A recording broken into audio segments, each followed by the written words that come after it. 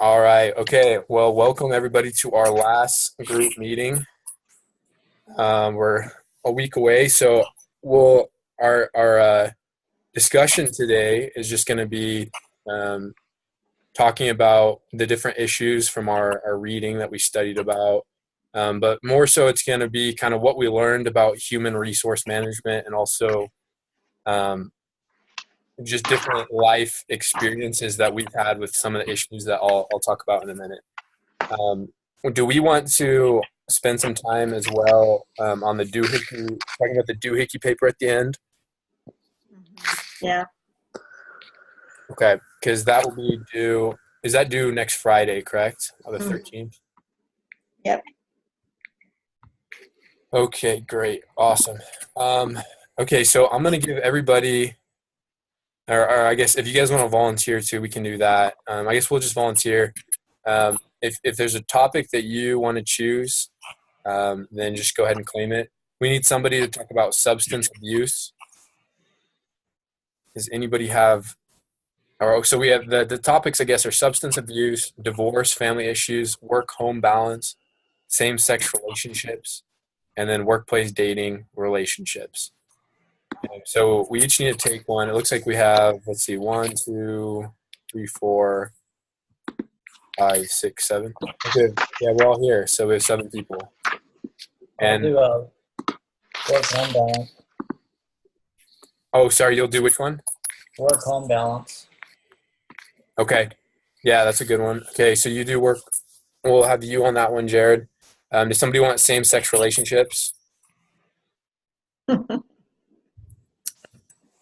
I'll do the work relationships or whatever. You'll do workplace dating relationships? Yeah, that one's good. Okay. Since we're gonna have some overlap, I will take that one as well. And then we need somebody for substance abuse, someone for divorce, family issues, and then same-sex relationships. And we'll have 2 people on one of those as well. I'll take substance abuse. I'll do divorce. Okay. And then Brandon, would you like to do Brandon and I are going to do same sex. Sure, we can do it. You 2 want to be on that? Thank you. You Okay. stayed quiet too long. I know, everyone was grabbing them really quick. All right, Brandon and I will do the last one. Okay. Awesome. Okay, so what we're going to do is I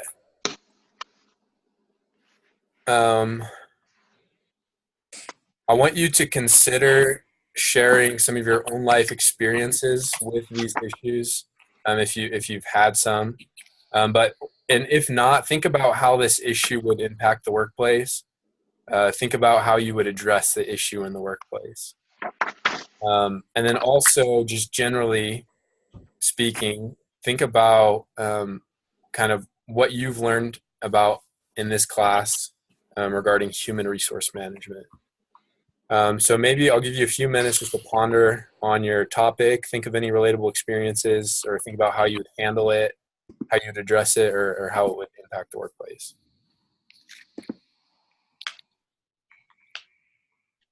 So sorry, we're supposed to relate the topics to the workplace specifically. Yes, specifically to the workplace. So, like, yeah, if you don't have any workplace experience with same-sex relationships, maybe just think about how that would impact the workplace, and then think about how you would address a theoretical situation. Okay.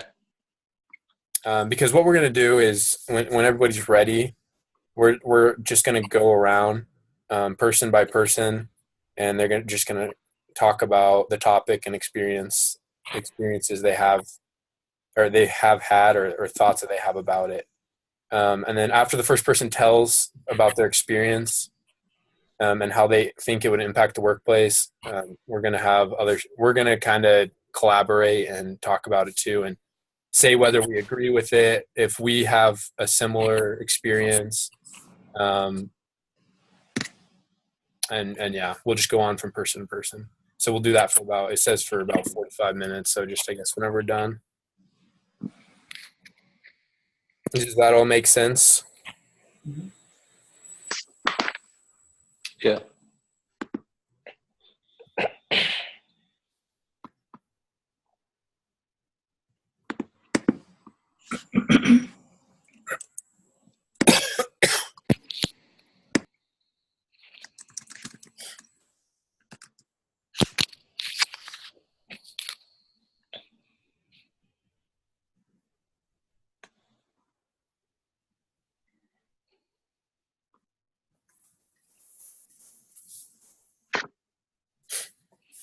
Okay, so should we just go ahead and get it started then? Sure. Does anybody want to volunteer to go first? I can go first. Okay. Okay, as far as workplace drug abuse, um, at the hospital, from what I am accustomed to, is that, and mostly all employers, that they do have a health screening program, a health requirement program that needs to be accomplished prior to an employee starting on the job. And in addition, anyone coming on campus have to have the same health screening requirements done, and that includes a drug test. And I know that we went through so many different types of drug tests, but it came down now to the regulations requiring 10 major drugs being tested for any new employee coming on campus.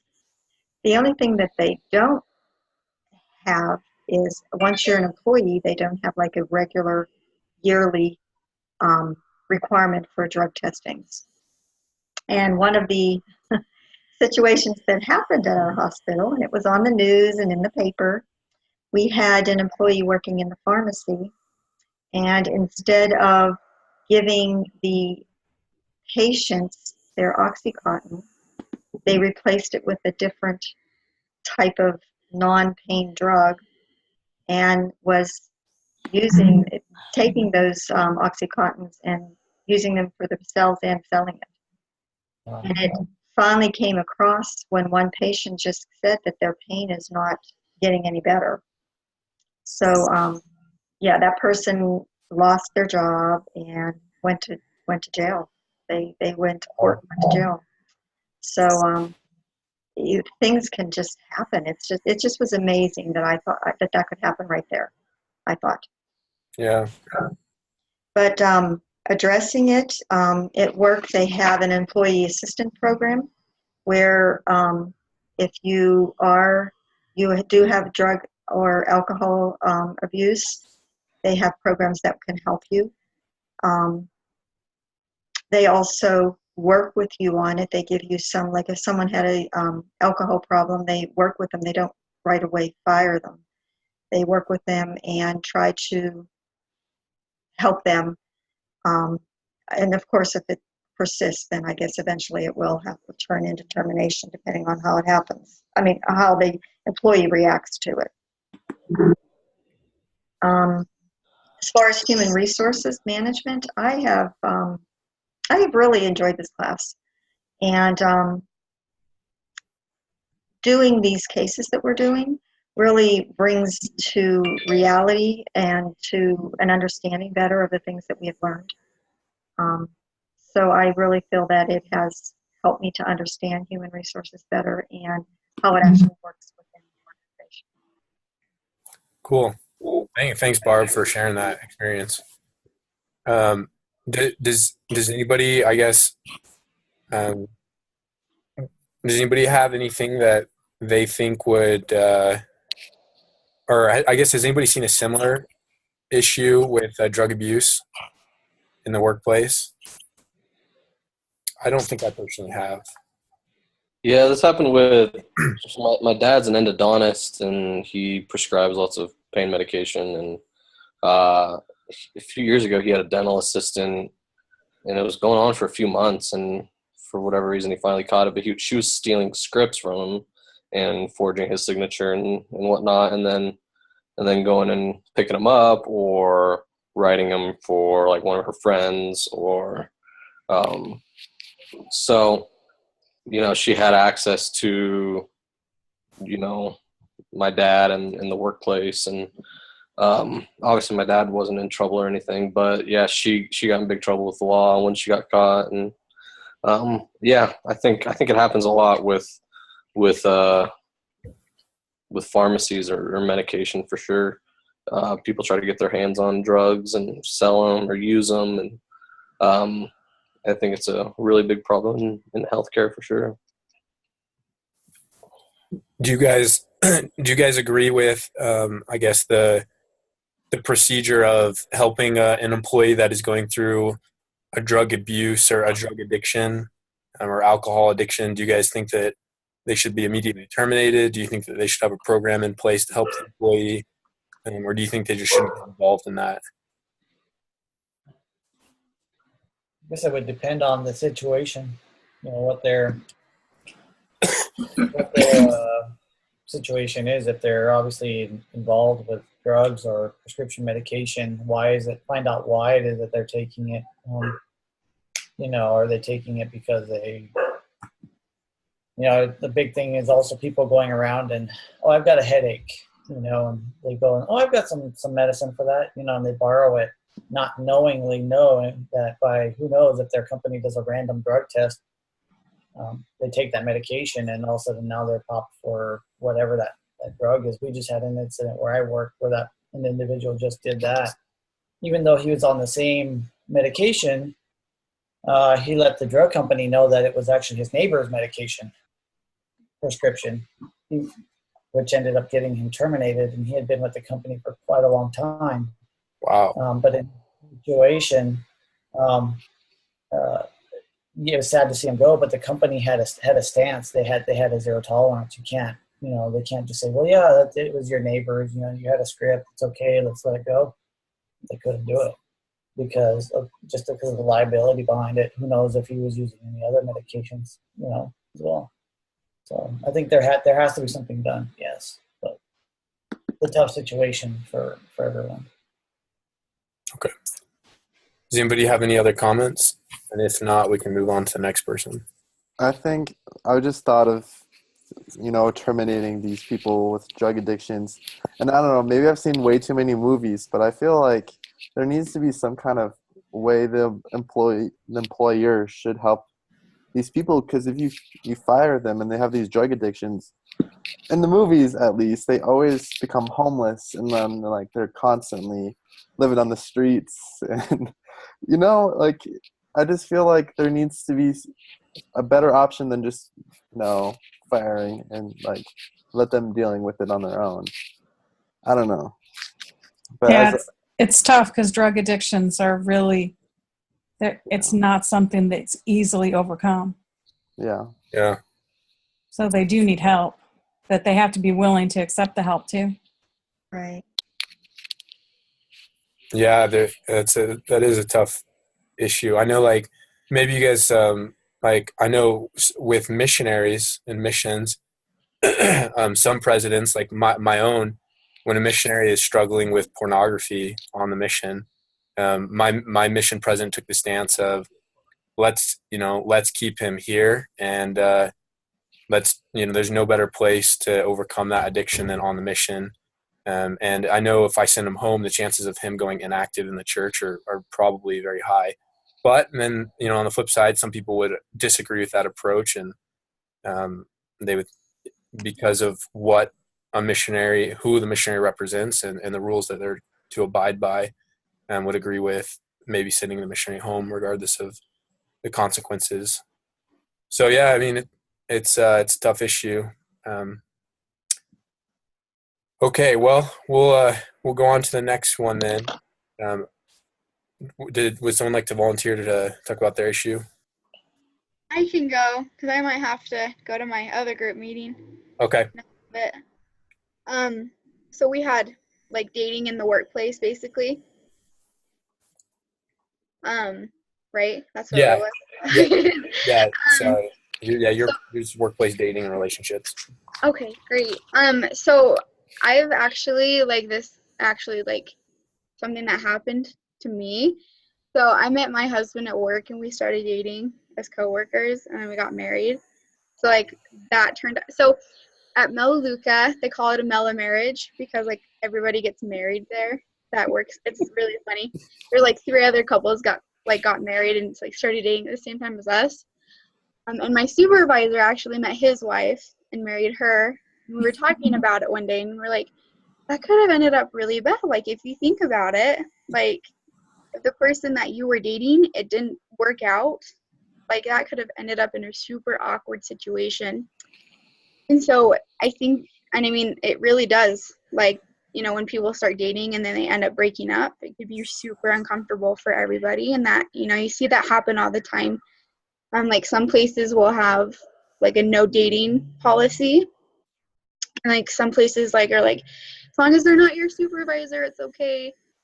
So you see a lot of the time, especially, you know, like if they're in a place of like a supervisor position and they start dating somebody on a different team or something, and say there's no other supervisor available, it could just put it in like become a super awkward situation. So I think that's the like important part is, and then, you know, other people start maybe like talking to you about your relationship instead of being professional. So I think that's something that happens a lot in the So work. if you were in charge of making the policy, Mm-hmm. I guess having come from a background of a successful relationship, Yeah. with that in mind, I guess probably might make you biased. But what would be your policy? Would you allow dating? You know, I think I do. Like, I think if they aren't in a position of power, then I think it is okay if you have a relationship between the two, because I think it almost makes people rebel against their company, I guess. Like, if they're trying to date somebody and their company's like, no, there's like a no tolerance policy against this, I can almost like, I feel like that might not work out as great. So I think that maybe, yeah, if there's like a supervisor, you can't date your supervisor, of course. Maybe switch teams or departments or something like that before that happens. Okay. Thanks. That's why. How do you guys feel about that? Do you agree with that? Would you guys set up a similar policy or different?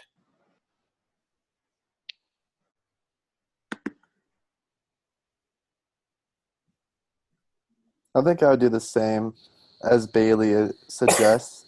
I think the easy route is saying no dating at the workplace, because then that protects, you know, these relationships slash like there's no sexual harassment like risks that can be associated with that. So, but I think I don't know if a company should control exactly, you know, if people can date or not. So I think what Bailey suggests, I would like to do the same. Okay. Thanks for the input. Would anybody do differently?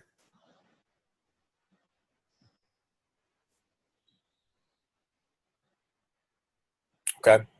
I guess I'll just kind of go into since I'm workplace dating relationships too.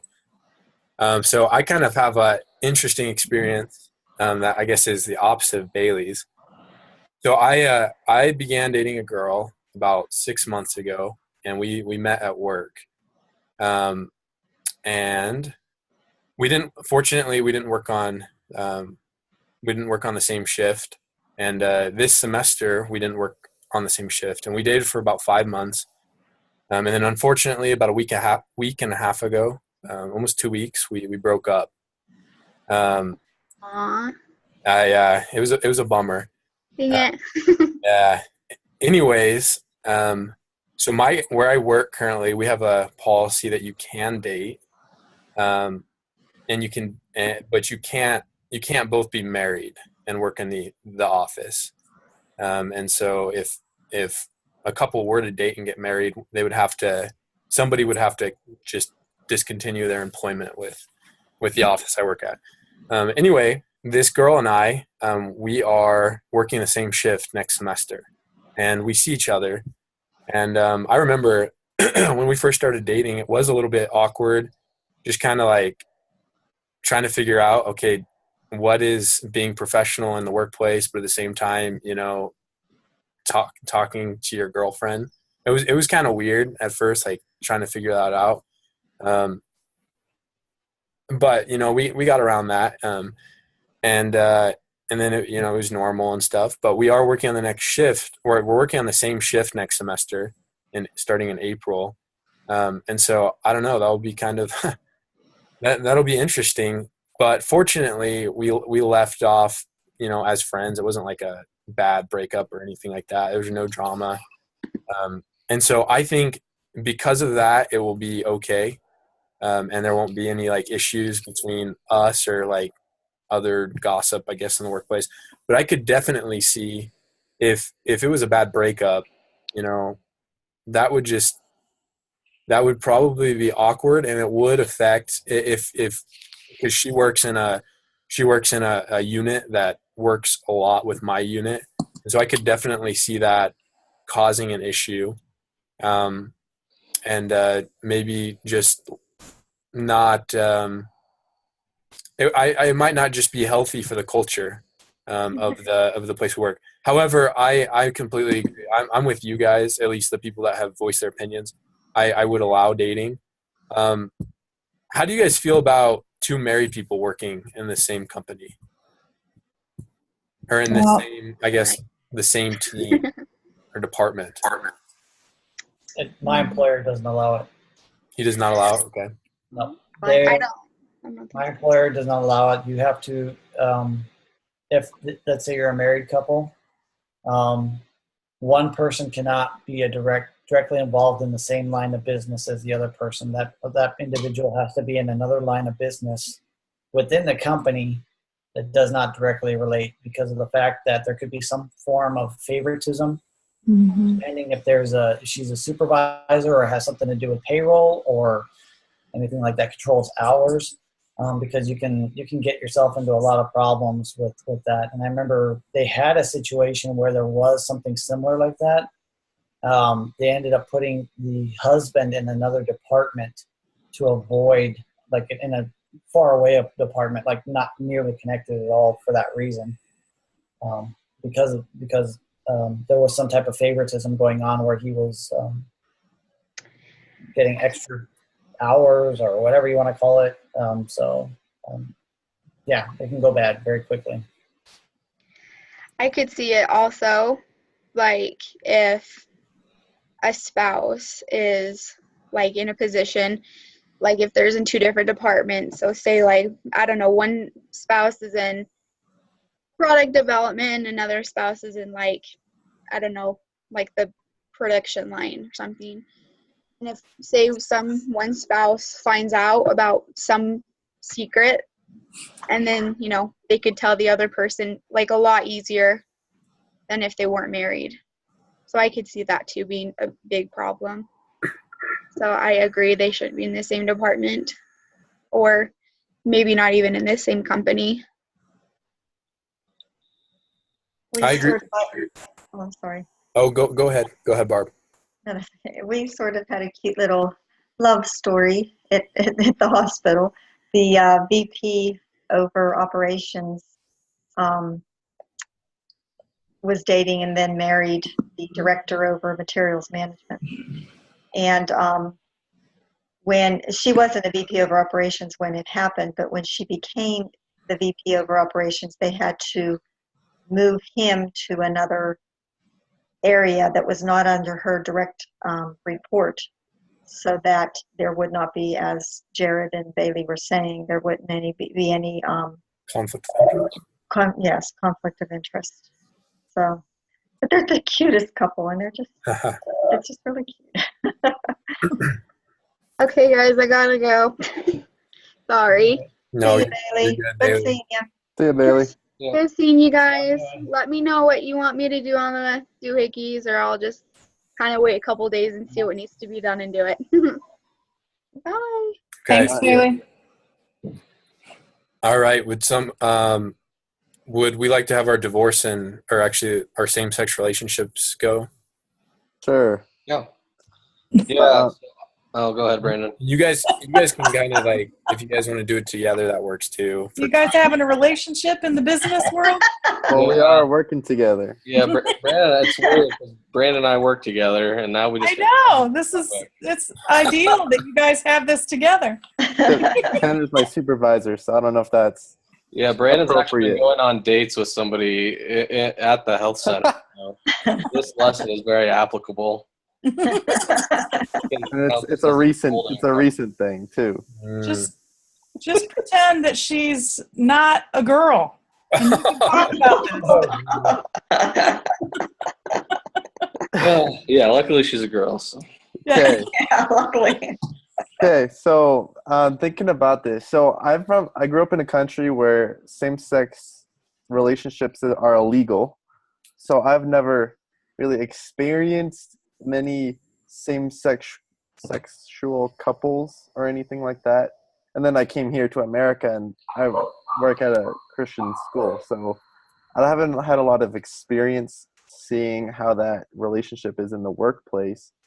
But as I'm looking for like jobs nearing graduation, like in California, they always mention, you know, no discrimination, and like you want, you know, they not like they want like more of it, but like I feel like as a company, you kind of have to like let it happen, which is kind of hard to say like, you know, as a Mormon, but like I feel like you can't discriminate that. I don't know. Oh, those are my thoughts. Tanner, you want to take it away? Yeah, no, we didn't have any readings on this in particular, so I was just kind of looking up some stats. I was more so looking not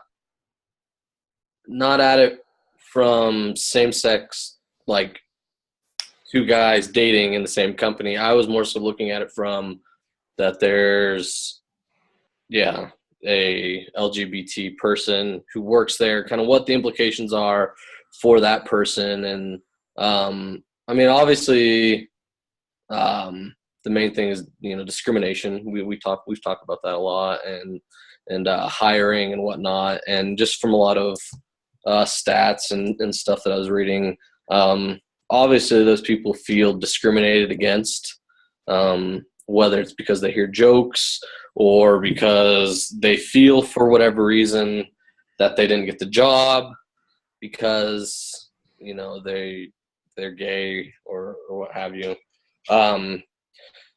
Yeah, I've never. I mean, I grew up in California, and I've lived my whole life basically in California until now, and I've never dealt with a situation with somebody who's homosexual in the workplace. But yeah, I think kind of like Brandon said, I mean, you definitely can't discriminate against them. And then obviously if it's two people, same sex, who are dating at your facility or at your business or whatever, I mean, the same rules have to apply to them. You know, they can't get special privileges because they're of same sex. You know, if there's a guy and a girl dating and it's against, you know, policy or whatever, I mean, the same policies have to hold true for them. And then obviously discrimination has to be, you know, something that's avoided completely. The whole time I was just thinking of The Office. I don't know if you guys watch The Office, but Yeah, Michael and Oscar. that's the weirdest relationship. So, do you guys watch The Office? No, No, you guys have never seen I The don't even Office. watch much TV. Okay. Well, anyways, yeah, Michael's the boss, and I mean, it's a funny show, but Oscar's a gay accountant, and Michael just goes about it terribly. Yeah, I mean, doesn't he kiss him or something? yeah, he kisses him one day to show that he is. I mean, it's just way over the top. Like, it's like The Office is like an HR nightmare. Is really what it is. Funny, but yeah, I mean, you don't want to go about it like Michael. You know how he treats Oscar and you know, discriminates against him and What thinks what he's not to do? what? Yeah, exactly. What not to do. But yeah, I don't know. Does anybody else have any experience with this? Like I said, I've never dealt with anybody or worked with anybody. But I yeah, have a brother that's homosexual, so and he has been since he was, I mean, really young. So, I mean, I guess that's the only experience that I have really, because I haven't worked outside my home for a long time because I've been raising babies. It is, I mean, it takes some getting used to be around them and not think of them as different. Like I've been around my brother with him having different partners and that he's lived with. And so it's really important that they know that you care about them the same way that you would if they weren't in that, didn't have that preference. That they have, they have feelings. They have. Yeah. Just because we don't necessarily agree with it doesn't mean that they should be treated differently. Yeah. So, has he worked, or does he work, or does he have issues? he has his own business. So Yeah. he's his own boss. He's a landscaper. Oh, okay. Has he been discriminated against by clients potentially because of that, or? I don't think so. He's such a good guy that Yeah. he lives in Arizona, so I don't get to see him a whole lot. But he just does what he needs to do. He's a very hard worker. Yeah. That he's not. My brother's not afraid to tell somebody that they're wrong either. So Yeah. he knows how to stand up for himself, but he'll give you the shirt off his back. So Yeah. Cool. Thanks for sharing that, Laura. Yeah, that would I can just imagine if a company came out and said there can be no same-sex relationships in the workplace, that would be all over. I feel like that would be all over the news. So that'd be a very difficult issue to navigate. As Latter-day Saints in our beliefs, that's obviously we want to hold true to our standards, yet we want to show love and we don't want to discriminate as well. So I like what you guys mentioned, and I think I feel the same way about that. Okay, does anybody have any more comments on that, or should we go on to the next? All right, let's go to Laura. Do you want to go? Sure, I can go. I've never been divorced. I know plenty of people that have. But I thought some of the things that were interesting, some advice that they gave for, dealing with people that are going through a divorce, that you're working with. Be compassionate, be supportive, but don't be a problem solver. Don't become a therapist. It's okay to listen, but never take sides. There's always two sides to everything. The only experience I have in this is a calling that I've had where I've had to help people with going through problems and issues just like this, that it's devastating. So it is going to affect the way that their work and how they, because they're going to have their mind on other things. Their life's falling apart. So I don't know how it can't affect the workplace and what they're doing and their, the quality of work that they're going to provide. So as long as it doesn't take too long, I would assume that employers are going to try to be understanding to a point, and trying to help them through that process. At least I would hope they would. I know they talked about too that there are programs for people to be able to help them through things like that. I can't remember what it was called right now. Employee assistance program that might be able to help them through hard, events, things like that are going on in their lives, things that are extremely emotional. So Yeah. I don't really have any practical experience because I don't work. I'm working on getting there. Yeah, another tough issue. I saw that it's crazy how much a divorce costs, and it's crazy. I think there were some statistics about how it negatively affected companies, and like the production of the employee and the efficiency of the company. So yeah, I did like the idea of having the employee assistant program or assistance program or whatever that was. Does anybody else have any? How would you guys impact that? Or how would you guys address the issue? Do any of you guys have any relatable experiences?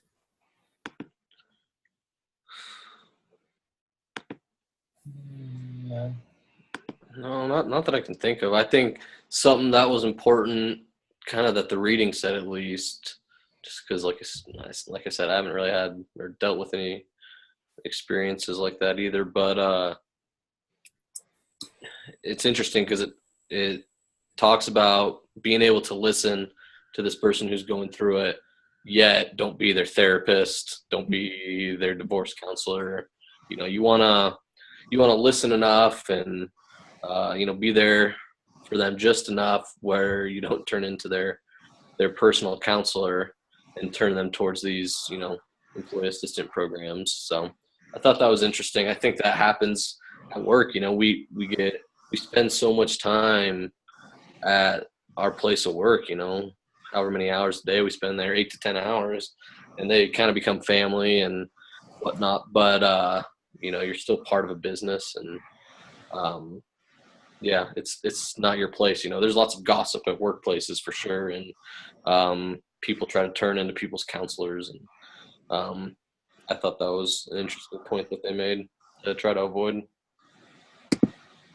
Yeah, I actually, I just thought of it when you were talking, Tanner, is that I have a brother that went through a divorce. He worked with her while he was, met her at work, then married her. And then several years later, they got divorced. And it was really hard. He ended up needing to move to another company because it was just too hard to be in the same place and see her, and it was not a good breakup either. So it made it really difficult. I think that was one other thing they talked about in one of the readings was the workplace violence that can occur from divorces and breakups of relationships. Cool.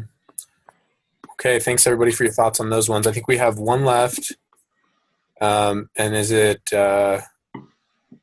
actually, do we have one left? Who hasn't got? It's Jared. Oh, Jared, and you have the work-home balance. Okay. Yeah. So from what I was reading, my own personal experience as we were talking prior to starting today, it's been a challenge. I work in a line of industry that I don't have set hours. So 12 hours is very common in my line of business.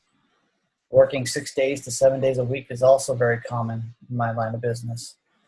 So my wife works also. She's a director for a non-for-profit. So both of us for years, we're very busy. Let's put it that way. That's part of the reason that drove me to also going back to school is the fact that I didn't want my son, who was born right when I started going to school, to not be able to have me go to his activities and do the things that he likes. So I made a conscious effort to sacrifice my time and my ability to what sacrifice I make now, he'll be able to enjoy later in his future as he gets older. So I found the effort worthwhile. So that's why when I said I've sacrificed a lot of my sleep or time off or whatever I had was for that reason, because I saw the greater good at the end, or I see the greater good at the end. I can see, like from the article that they said, a lot of companies now are trying to balance that home work life. But I do still see, and I still do feel that a lot of companies are very critical of that because they try to achieve as much production out of their employees as possible. So me being a salaried employee, there's no such thing as 40 hours a week. It's 50 plus, or 60 plus because of that reason, because they get free work, that's the way I look at it. But that home life is very important. It's something that your kids, you don't want to miss out on those opportunities. Like the article said, the lady, I believe she was saying that she wanted to be able to go to her daughter or son's games and, be able to have a home life, come home when the daylight and spend time with them and not when their kids are asleep and then leave before they're asleep. That's that's no way to live. We shouldn't work to live. You should live, to work, and something like that somewhere. You should have a home life. You should be able to balance that. It's very difficult to balance that. I'll tell you that. From my own experience, I could tell you, but I agreed with a lot of what she was saying. That I agree that companies should learn to regulate. Try to give you the time off that you need with your families, and look to it makes your life less stressful, because the commutes in a lot of the areas are different. My commute's not very far, but I have a friend who lives in the same line of business as I am, and lives in San Francisco. It takes him to go, what do you say, 20 miles or 30 miles. It takes him almost 2 hours. So, I can see that, and his days are 10 hours, 11 hours also. All of a sudden he's working 16 hours, and that's just with a commute, So companies should take that into factor. I think they should look at I think by reducing their workload or work hours, you also help create a productive employee. I think I've seen a lot, like now you see a lot of companies like Google and Apple, a lot of these tech companies are starting to create rooms in their offices where they allow employees to decompress, take time. They have to leave, they get to leave, as long as they can meet their quotas and production and stuff, all these things, criteria. But I think that creates a happier employee who's more likely to stay with the company. That's what I was able to gather out of the reading. But those are just a few insights into what I experienced as a have experienced so far, as far as balancing home life. I think church plays a huge part. That the gospel has definitely made me more of a whole person growing up in the church. I think being able to know, to spend those Monday nights, family home evening, or going out with my son to go do activities, and it makes me learn to appreciate the gospel and the teachings that they have, to make sure that the family is the core value. Work is there, but we should look to our families first. I think that to me is very, very important.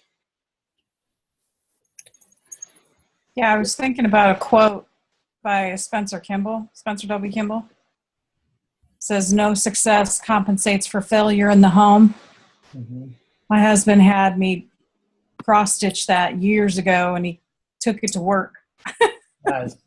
Just to remind himself while he was at work, yes, that he also had a part at home to make sure that he's, working on that balance, because it's a struggle to make sure that you're providing for your family, but also making sure that you're spending time with your family too. So okay. I think it's great that you're going to school so that you can make those changes that you'd like to see. Looking towards the future. Yeah, it's like, I think, what's the one, I listen to Dave Ramsey always says that now, if you always listen to his commentaries and his radio show, I tend to listen to his show. He always says, what, the sacrifice you make now, the pain you suffer now will make it easier in the end. If you do it now, while it's painful now, in 10 years, that pain's gone. You don't have it anymore, so that's the way I look. That's why I've adopted that mentality. If I do it now, it's gone. Yep. Yeah, you're preparing yourself for the lighter load to come later. Mm-hmm. Yeah. Okay. Does anybody have anything else they'd like to comment on that?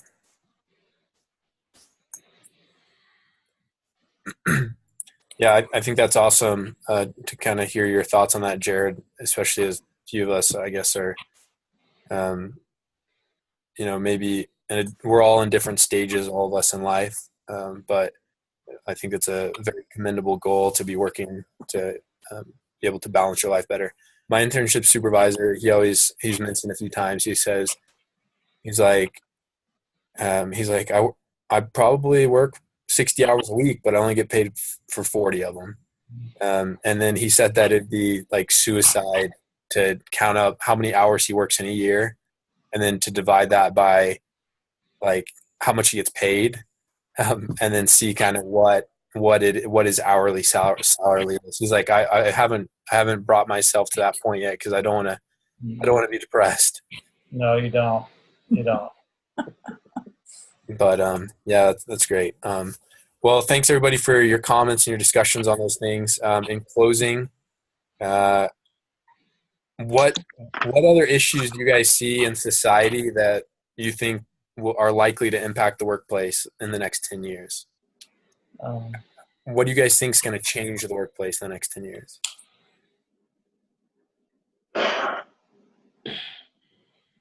Well, I see gun violence being a more prevalent. Yeah. You know, obviously we see it every day. Saw it yesterday, wasn't it yesterday when the YouTube or whatever it was, it had somebody walk in there? Yeah. I think gun violence, unfortunately, is going to be on the rise, which is a scary thought.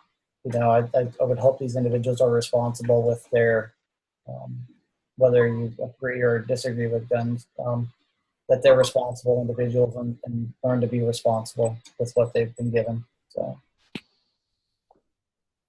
Yeah, I think that's definitely an issue that we'll see impact the workplace. Anybody have anything else? I also think that the workplace environment is going to change and continue to change as it has been, where people have more freedom to make their own hours and have flex time and also have the ability to work at home. It seems like it's prevailing, and I think that it will probably, in circumstances that it will work with the job performance that you have, that it will increase and be more adaptable to people and their personal lives, their ability to have time for their personal lives. Yeah, I definitely think that, yeah, in the next 10 years, more people are going to be, as technology just keeps impacting the workplace, I think, yeah, people are going to be working when they want and how they want and where they want. And it's going to continue.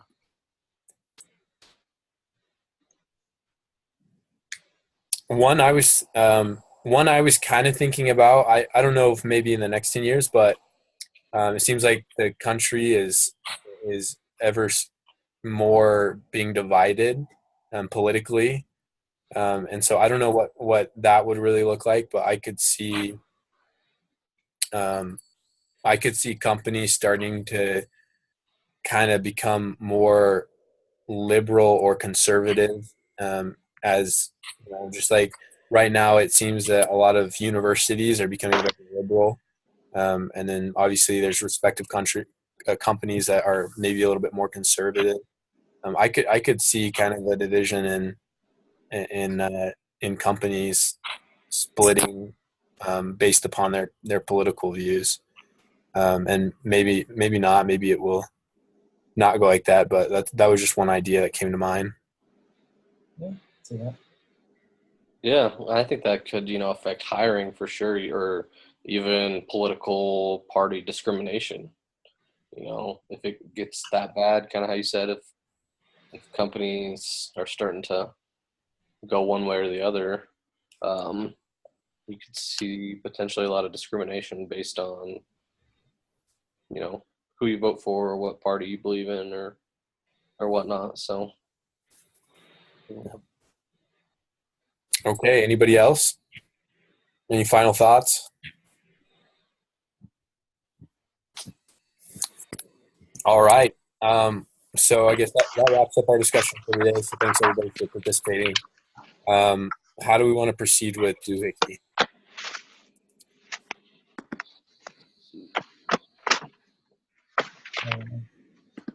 Well, it looks like we have to pick two subjects, and I guess not two subjects, two problems, and then still 4 solutions with them. And it says to pick it from lessons 12 and 13. So I sort of made a list of the things that we've done over the last 2 weeks, and we can sort of pick, what we want from there. Do we want to pick it now, or do we want to? I think we probably should. Yes, let's pick now. So there's layoff and dismissing employees, workplace, whatever it was. I think it's just workplace. Society and Workplace relationships, or I think it's the environment, the culture, because they were talking about the thing we had to do for our assignment, what yeah. would you like your office to look like? Then there's the substance abuse, the divorce and family issues, same-sex relationships, and workplace dating, all the ones we just talked about. So I looked through Doohickey, and I really didn't see anything about divorce or workplace dating or anything like that, but you still probably can incorporate however you would like within the, I don't know. Well, I think it's important to have that in place. I mean, one of the things that I read in that was that 50%, leading towards 60% of marriages end in divorce. Yeah. Which to me is insane, but it's going to be in the work. You're going to have those. So it wouldn't be a bad idea to have that. But I don't remember reading an issue actually in the case. I didn't see one either. So, I mean, we could just lump kind of workplace and society and lump, address the problems of divorce, substance abuse, or, create policies or whatever. Yeah, that would be good, because then we could get then that would give us basically 4 problems. Right. Just address 4 of them under that one title. Yeah, and then, we got a one problem be workplace and society. Address, have one solution for each of those kind of subcategories, and then what was the other one? Dismissals and layoffs. Layoffs. Yeah. We could probably come up with 4 solutions based on that. That was a whole chapter or a whole lesson. Yeah. Let's see. So with 7 of us and 2 problems, and we have 8 solutions, how will we divvy that one up? I'm fine to take 2 solutions, and everybody else can just take one. If somebody wants to grab the, like conclusion, somebody else grabs like the introduction or something. I don't know. That's right. We still have the introduction and the conclusion too. Yeah, what time do we want to have it done by? Because, it's Friday at midnight, I think, is the latest we can email them. Personally, I'd like to shoot for Wednesday or Thursday, but I don't know what everybody's, if that's feasible. I just don't want to cut it too close and have something. Right. I'd rather turn it in a day early. Could we maybe shoot for like Thursday at 5 or something, or should we do Wednesday and then clean it up Thursday and submit Thursday? It just depends on what everybody's schedule is like, if they can do. If you just have one solution, if everybody just has one solution that they're working on, it won't be quite as much. Right. I'm good with Wednesday. Yeah, let's shoot for Wednesday, and then, like Brad said, if we're not done, we can finish it up and submit Thursday.